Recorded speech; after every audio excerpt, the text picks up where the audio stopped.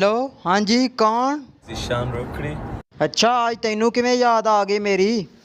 Number तू किता मेरा हर था ब्लॉक। इसे लिए तो नंबर तेरा ब्लॉक ही लाया ना तू कॉल करदा ना तेनू याद आंदी मेरी।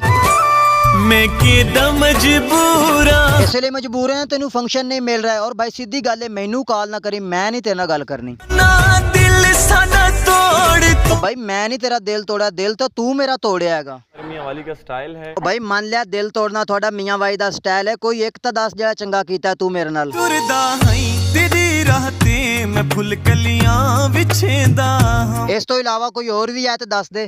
तू समझदा हई तेरे ते हथां दी छां करेंदा हां। ओए सारा कुछ किदे लिए कर रहा सी तू।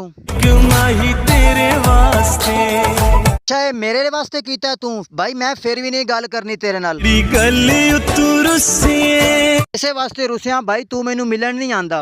मेरे लेखा विच नहीं तेरा मेल वे। अच्छा तेरे लेखा च नहीं है ना मिलना फिर मैं भी नहीं गल करनी तेरे नाल। होई ये खता सकू माफ करी। भाई मैं नहीं माफ करना ओके।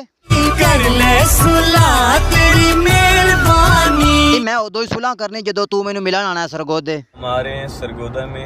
अच्छा फिर जल्दी आ जा इसलिए भाई ज़ीशान मैं कहना कि तू बहुत अच्छा हैगा यार।